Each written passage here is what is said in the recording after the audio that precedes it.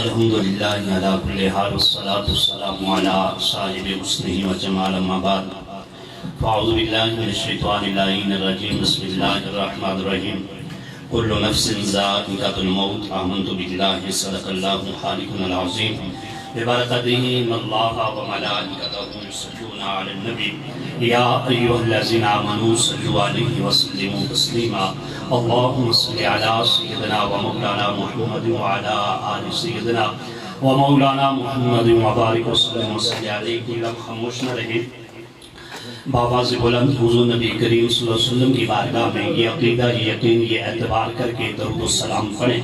کہ ہم یہاں سے درود السلام پڑھتے ہیں اللہ کے نبی ہمارے درود السلام کو سنتے بھی ہیں اور اس کا جواب بھی عطا فرما دے جس کا عقیدہ ہے محبت سے بڑھیے صلی اللہ علیہ یا رسول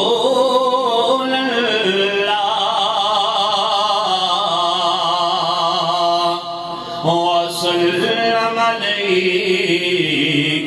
یا رونق زندگی آپ ہیں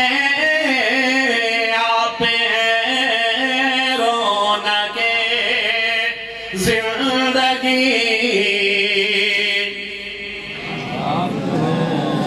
نہ میں پشاور جو بیٹھے تھا نہ تو پشاور جو آئے دے دونوں کی زبان دی اردو ہے تے آپ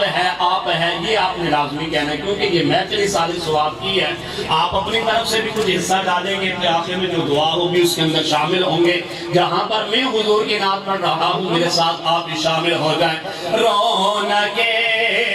زندگی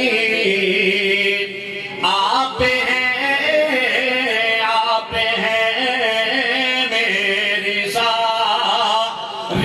خوشی جس کی خوشی میرے اور تیرے کملی والے پیارے محبوب کریم صلی اللہ تعالیٰ علیہ وسلم ہے ہاں ہماری تو ساری خوشی کملی والے مصطفیٰ ہیں تو پھر شرماتے کیوں ہو ہاتھوں کو اٹھا کر کہو کہ میری ساری خوشی آپ ہیں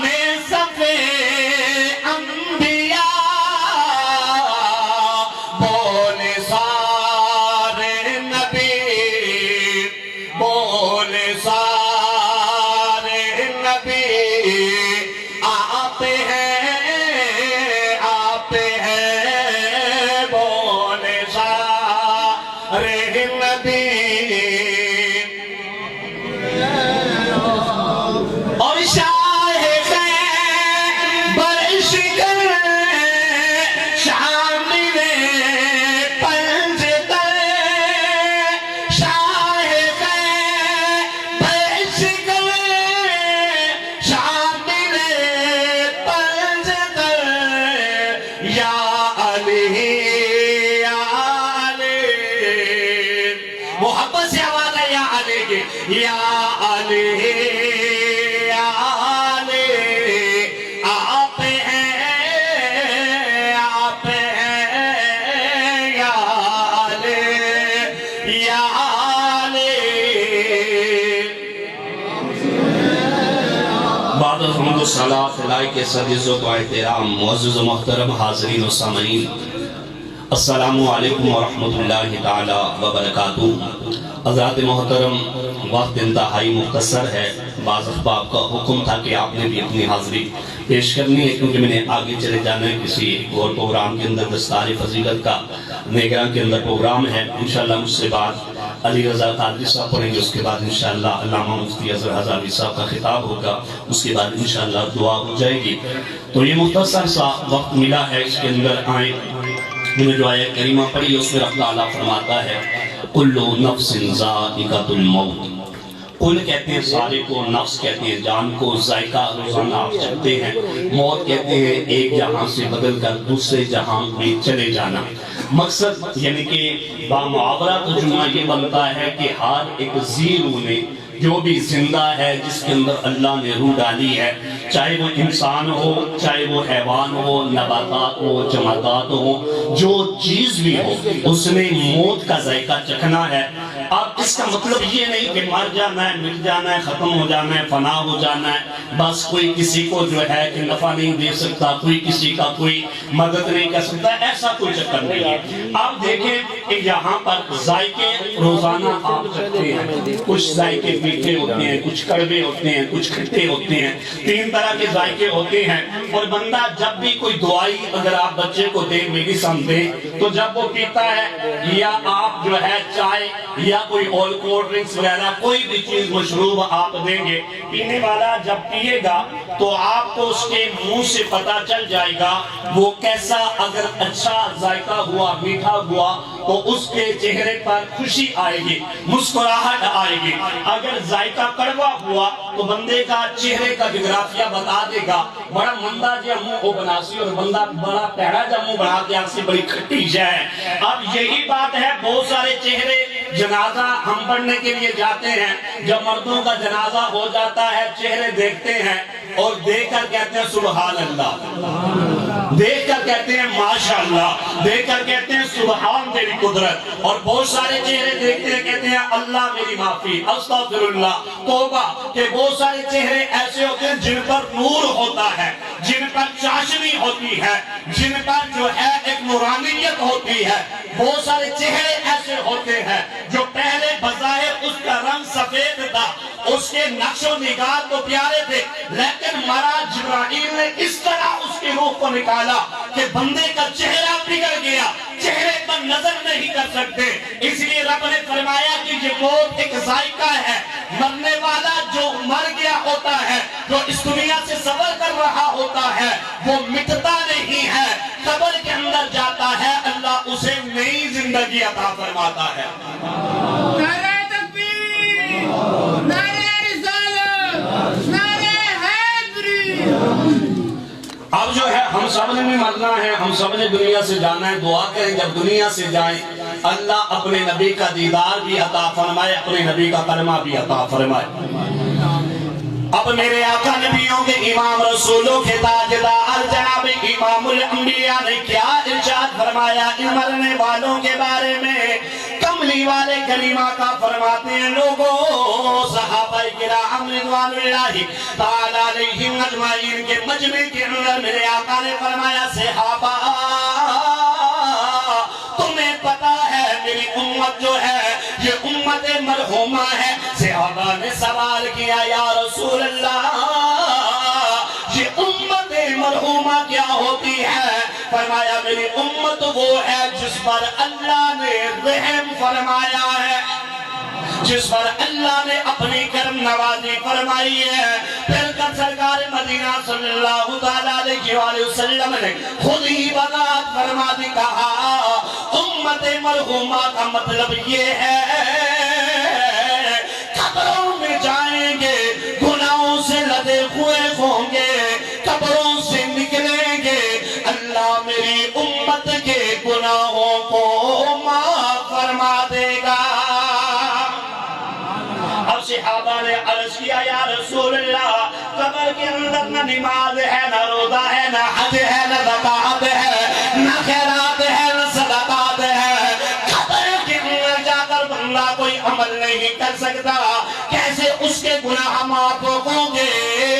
آج تم شاہ صاحب کے سالانے پر آئے ہوئے، ان کے عرس کی محفل کے اندر آئے ہوئے بیٹھے ہو، اپنے اپنے والدین یا رشتہ دار یا بھائی یا کسی بھی ماں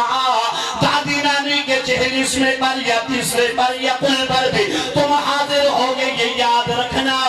اللہ نے کتنا سہنا مجھے اور تجھے عقیدہ عطا فرمایا ہے۔ کملی والے فرماتے ہیں وہاں پر بندہ نماز نہیں پڑھے گا، روزہ نہیں رکھ سکتا قبر میں، حج نہیں ادا کر سکتا،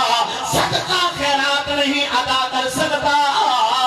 صحابہ ہاتھ جوڑ کے کملی والے کی بارگاہ میں عرض کرتے ہیں یا رسول اللہ اگر یہ سارے عمل نہیں کر سکتا تو قبر کے اندر گناہ کیسے معاف ہو جائیں گے؟ میرے آقا نے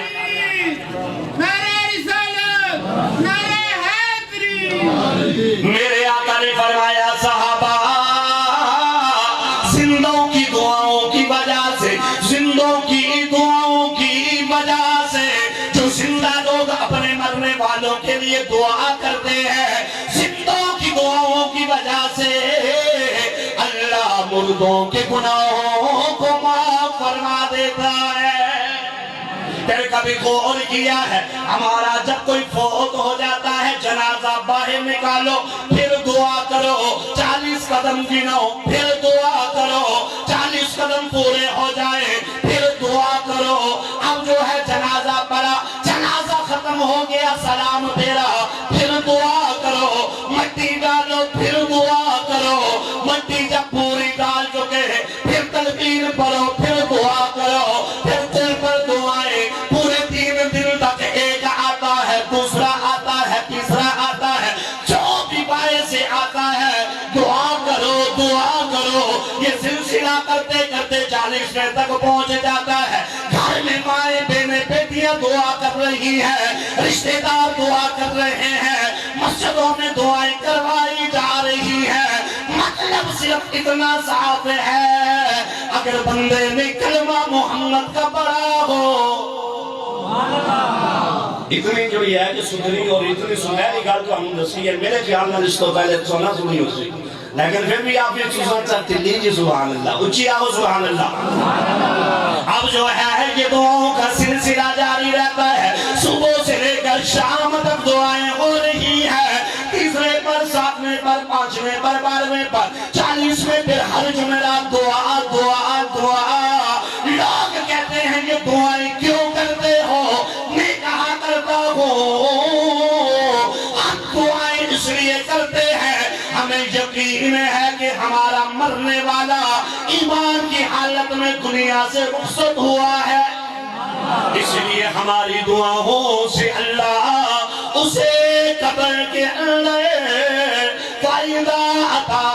فرمائے گا۔ یہ دعائیں کرنا انسان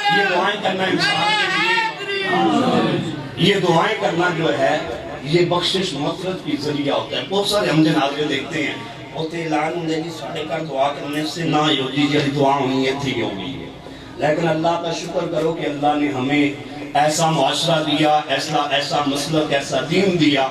کہ ہمارے پیچھے دعا کرنے والے ہیں اپنی اولاد کو یہ تربیت کریں بتائیں کہ میرے پیچھے دعا کرنا۔ اور یہ حضور صلی اللہ علیہ وسلم کی کئی احادیث طیبہ کو نچوڑ ہے سرکار نے فرمایا ہے کہ جب جو ہے قبر کے اندر سرکار نے فرمایا عمل لیے تو اللہ تعالیٰ کے متوفس فرمایا کہ جو قبر کے اندر مردہ ہوتا ہے وہ انتظار کرتا ہے کس کا روٹی کا چاولوں کا پیسوں کا نہیں کہا ینتظر الدعوہ وہ تمہاری دعا کا انتظار کرتا ہے ایسے ہاتھ مار رہا ہوتا ہے جیسے کہ کوئی ڈوبنے والا جو ہے پانی کے اندر ڈوب رہا ہوتا ہے تنکے کا سہارا بھی تلاش کرتا ہے کہا یہ مثال ہوتی ہے مرنے والوں کی لیکن جب مرنے والے کے لیے کوئی اس کا او اب او ام او اخ او صدیق اس کا والد اس کی والدہ اس کا دوست اس کا بیٹا کوئی بھی اس کے لیے دعا کرتا ہے جبرائیل سونے کے تھال میں لے کے جاتا ہے